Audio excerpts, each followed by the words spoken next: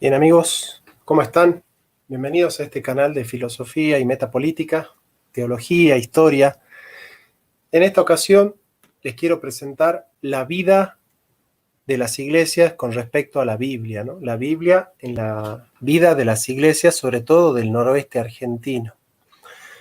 En esta ocasión vamos a ver la relación de la Iglesia Católica con la Biblia, cómo la Iglesia Católica fue asimilando el valor de las Sagradas Escrituras, cómo fue recibiendo su influjo en esa relación tan cercana y a veces tan compleja entre Iglesia Católica y Sagradas Escrituras.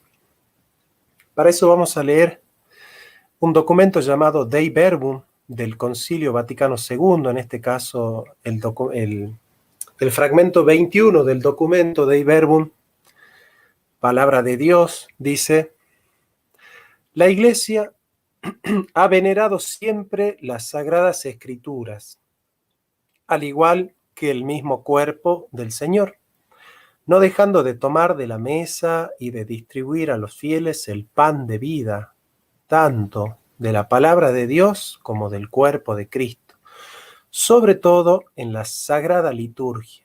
Siempre las ha considerado y considera, juntamente con la Sagrada Tradición, como la regla suprema de su fe, puesto que, inspiradas por Dios y escritas de una vez para siempre, comunican inmutablemente la palabra del mismo Dios y hacen resonar la voz del Espíritu Santo en las palabras de los profetas y de los apóstoles, ¿no? Acá está bien fijada la postura católica de que la palabra de Dios es la conjunción entre Sagrada Tradición y Sagrada Escritura. Las dos juntas son la palabra de Dios, ¿no es cierto?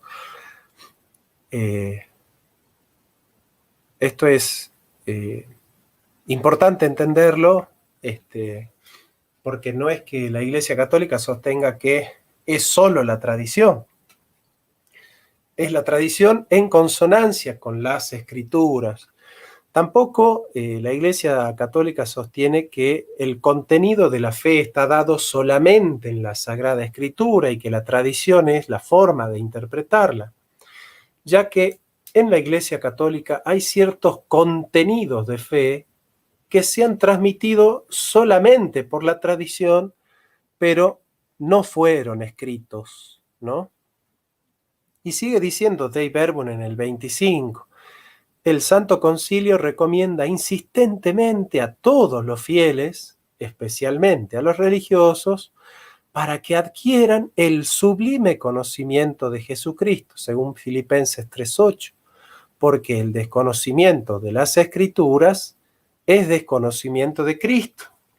Acudan de buena gana al sagrado texto, en la liturgia, tan llena del lenguaje de Dios, en la lectura espiritual, o bien en otras instituciones o con otros medios para que dicho fin se organizan, para dicho fin se organizan hoy por todas partes con aprobación o por iniciativa de los pastores de la Iglesia, ¿no? Hay que tener en cuenta acá que solo los pastores de la Iglesia, los religiosos, están autorizados para impartir enseñanzas válidas de la Iglesia. Es cierto que muchos laicos pueden enseñar y que eso está permitido. Sí, pero siempre entre el laico y el religioso, siempre uno debe optar por la autoridad del religioso, ¿no es cierto? En el caso de que el religioso esté formado, ¿no? Recuerden que a la lectura de la Sagrada Escritura debe acompañar la oración, la lectio divina, para que se realice el diálogo entre Dios y el hombre. Pues a Dios hablamos cuando oramos y a Dios escuchamos cuando leemos sus palabras. Hermosas frases del Concilio Vaticano II. La Biblia en la historia de la vida de la Iglesia, ¿no? Es una historia bastante importante teniendo en cuenta que según la perspectiva católica, es la Iglesia Católica la que escribió el Nuevo Testamento, no escribió la Biblia, ¿no? Escribió el Nuevo Testamento, ¿no? Y entonces, en ese sentido, la autoridad de la Biblia emana de la autoridad que Dios le ha dado a la Iglesia. En este caso, el catolicismo sostiene, obviamente, a la autoridad que le ha dado Dios a los apóstoles, porque la Iglesia Católica es una iglesia apostólica. La primera constatación que me parece importante durante la mayor parte de la historia de la Iglesia, el acceso directo a la Sagrada Escritura quedaba fuera del alcance de la inmensa mayoría del pueblo de Dios. La lectura directa de la Biblia era el campo reservado de los intelectuales y de algunos ricos. El mismo costo de la Biblia era prohibitivo. Un ejemplar sobre pergamino suponía sacrificar un rebaño, sin contar con el precio del trabajo del copista. Se dice que un campesino trabajó durante 10 años para poder comprarse una Biblia, ¿no? Aparte el analfabetismo, ¿no? En muchas iglesias y conventos, la Biblia se encadenaba al atril para evitar que este tesoro fuera robado. De todos modos, la gran mayoría de la gente era analfabeta. Por esto, San Agustín acostumbraba a decir a sus auditores: nosotros somos vuestros libros, decía el santo de Hipona. En general, el acceso de los cristianos a la Escritura era indirecto, nunca fue un acceso directo, salvo desde Lutero en adelante. Por la liturgia, por la predicación, por los autos sacramentales, los mismos vitrales o esculturas de las catedrales. Es lo que algunos autores llamaron una Biblia del ojo y del oído, es decir, la pedagogía de la fe se transmitía por los íconos, los emblemas, las esculturas, las imágenes. Y la liturgia, si se llegase a entender, porque hay que tener en cuenta que la liturgia se hacía en latín y muy pocos conocían el latín. Este contacto indirecto no era siempre muy eficiente si las lecturas de la liturgia no se hacían en la lengua del pueblo. El provecho era muy escaso, por no decir nulo. Por otra parte, los predicadores no eran todos del nivel de un Ambrosio o de un Agustín, pues para muchos el texto se volvía un mero pretexto para consideraciones peregrinas que no tenían nada que ver con la palabra de Dios en cuanto a los misterios o a las esculturas. Muchas veces se inspiraban más de la liturgia apócrifa que de los libros sagrados. Esto dice Alfredo Morín.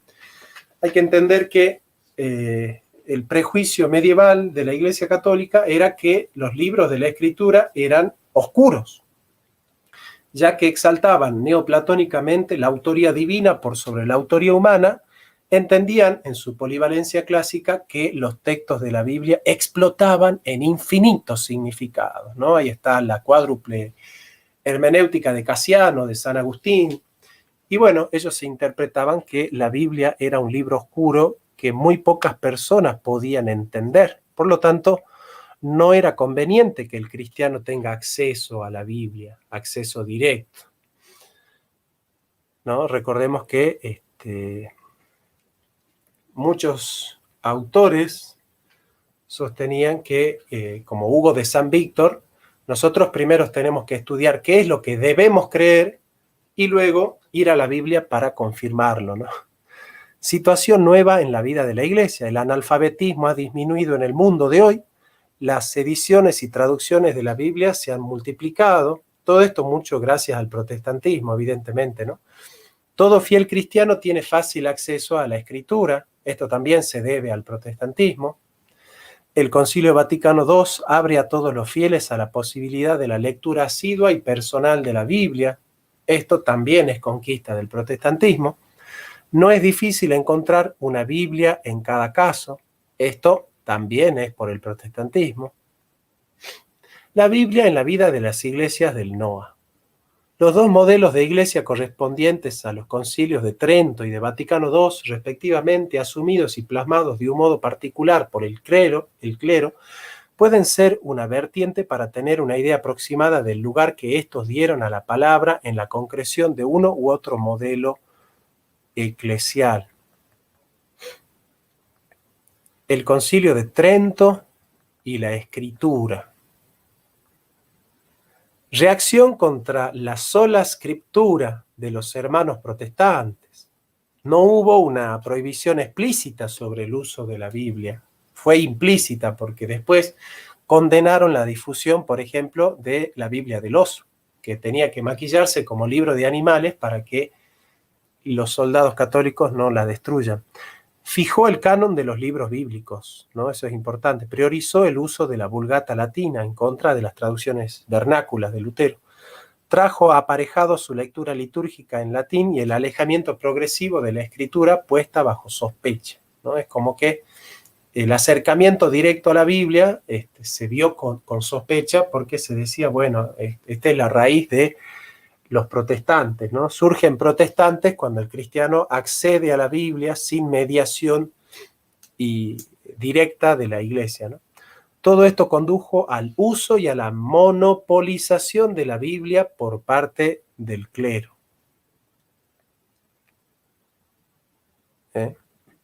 La renovación bíblica en la primera mitad del siglo XX. La presencia de los padres del Verbo Divino en el Seminario Regional de Catamarca, concretamente en el año 1949 con el presbítero Lácatos, produce una interesante renovación en la propuesta bíblica.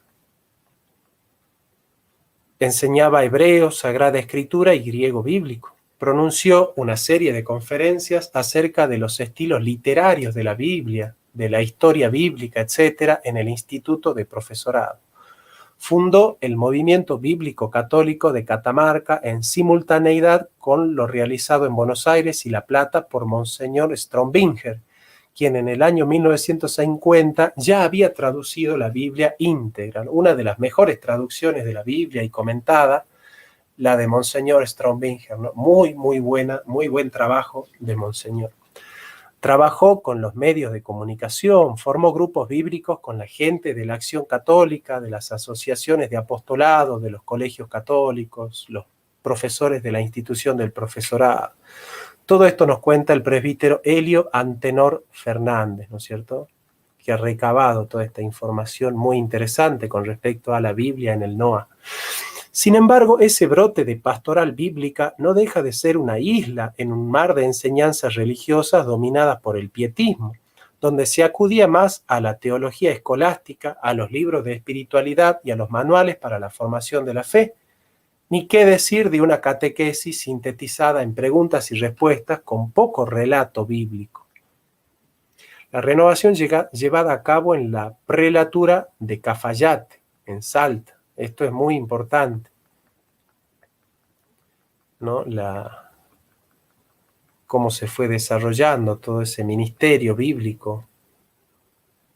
La Junta Catequística Diocesana impulsó el estudio de la Dei Verbum, ¿no?, del Concilio Vaticano II, la lectura y el comentario del Evangelio del domingo anterior en los grupos parroquiales. Se concientizó a las familias de leer la palabra de Dios en los hogares.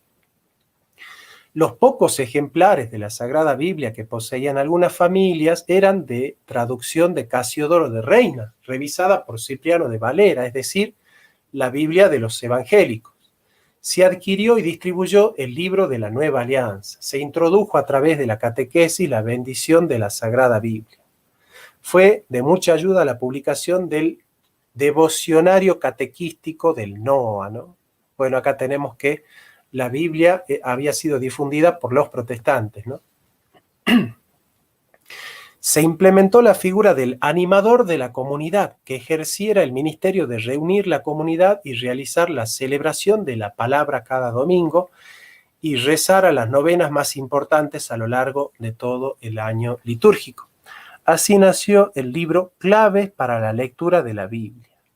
para satisfacer las necesidades de los catequistas, de los animadores y de todas las familias de nuestro Valle Calchaquí. Ese libro fue escrito por Pablo Antimo Hernández, ¿no? Moreno. Él es un presbítero agustino que yo he conocido, he sido amigo de él y él me ha regalado su comentario, ¿no es cierto? Claves para la lectura de la Biblia. Él tuvo su ministerio en Cafayate, muy, muy importante, y también acá en el convento de los agustinos, ¿no? En la calle Florida, en Salta. En la catequesis. El movimiento catequístico, con sus seminarios para catequistas parroquiales, institutos formadores de profesores de ciencias sagradas, por ejemplo acá el profesorado Monseñor Tabela, del cual he sido profesor durante 3 años, quizás sean las iniciativas más organizadas en lo que a formación bíblica sistemática se refiere. Los escritos producidos por la Junta Catequística del NOA, el Devocionario Catequístico del NOA o el Catecismo Práctico, creemos, están enriquecidos de textos bíblicos, ¿no? Hay una apertura de la Iglesia Católica a la Sagrada Escritura, ¿no? Y en la liturgia también. La liturgia con los nuevos leccionarios, ritual y misal, enriquecidos por la palabra de Dios, las homilías que, como bien han denunciado los fieles en la encuesta al pueblo de Dios, seguían siendo moralizantes y abstractas, más cargadas de moral y de filosofía que de palabra de Dios. Los formadores también se han acercado más. La exquisita formación bíblica recibida por las nuevas generaciones de sacerdotes, sobre todo a partir de los años 80 en el seminario de Tucumán, aportada licenciados y doctores en Biblia de distintas procedencias, como Buenos Aires, Uruguay e Italia, ¿no? Ahí está el doctor Aramayo, la doctora Verónica Talamé, el licenciado Oscar Tapia, cuyos frutos, además de la esmerada formación de los futuros pastores, fueron los nuevos especialistas en Biblia con los que ahora cuenta la región.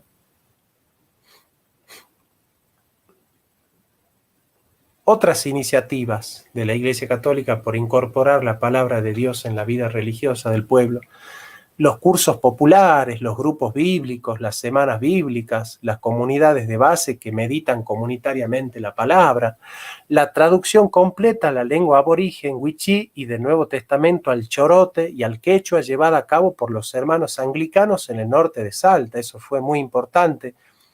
El trabajo de los anglicanos en la traducción de la Biblia. La iglesia de San Andrés, acá en la calle Entre Ríos, muy importante esa iglesia anglicana para la traducción de la Biblia, ¿no? El obispo Hans.